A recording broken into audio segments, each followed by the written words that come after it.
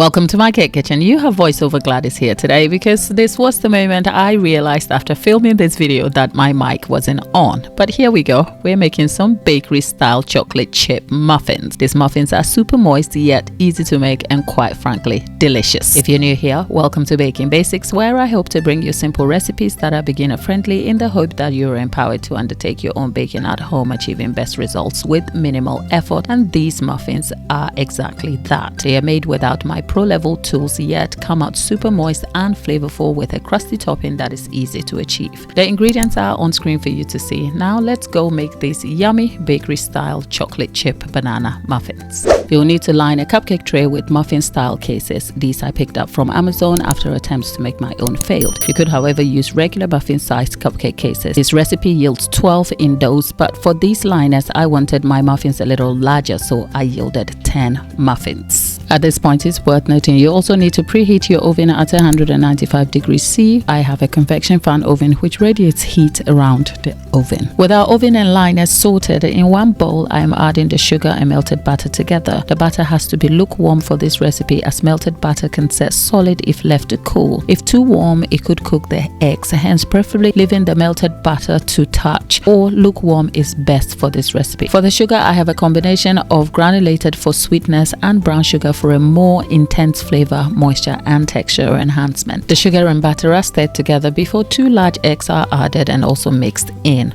With the eggs added, you want to make sure the mixture is stirred until the sugar looks visibly dissolved.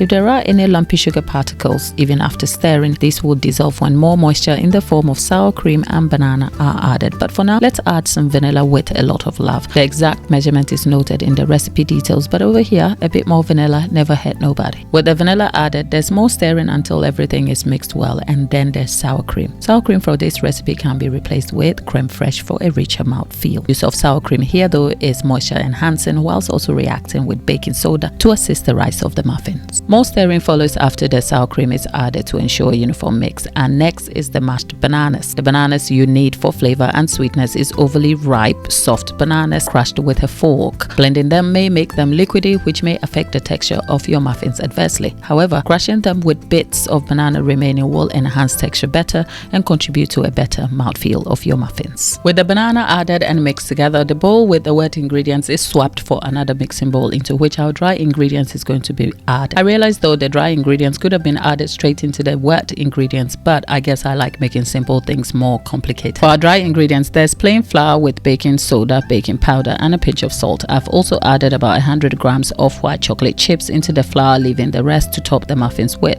I mix the dry ingredients together, and then the bowl with the wet ingredients is brought back to be added into the dry mixture by first making a well in the middle of the flour using my spatula. Both dry and wet ingredients are stirred together using the folding technique to ensure the batter is not overmixed. When the batter is uniformly mixed, the tray with liners is brought back for the batter to be distributed into. Each case receives a full scoop and a half, which made for 10 large sized muffins, but a scoop and a bit should stretch the muffins to 12. A tip here is to dip the scoop in warm water, which will make for ease for dishing the batter, which will prevent the batter from sticking to the scoop. When the batter is then dished out, a mixture of white and dark chocolate chips are sprinkled on top of the muffins. The total quantity of chips for this recipe is 175 grams, with 100 grams in the batter and the rest used as sprinkles. However, the entire quantity can be increased to 225 grams and used depending on preference. For added texture and crust, the top of the muffins are finished off with the sprinkling of dark and brown sugar. The tray is set to bake at 195 degrees C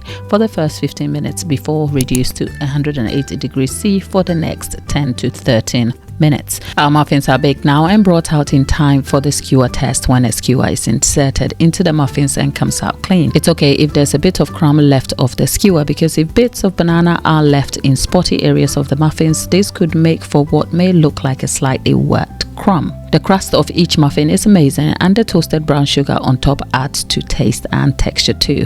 I cannot tell you how amazing and flavorful these muffins are, and encourage you to try them in your own time, as they are easy and beginner friendly to make. I even discussed these muffins and the mishap of my mic and more on my weekday live shows, which runs from Tuesday through to Thursday, where you get to see more of these muffins and more in real time. I am definitely enjoying my muffins here, which I wish I could tell you exactly what they tasted like. But if you catch the live show, you'll see my real reaction about them a day after.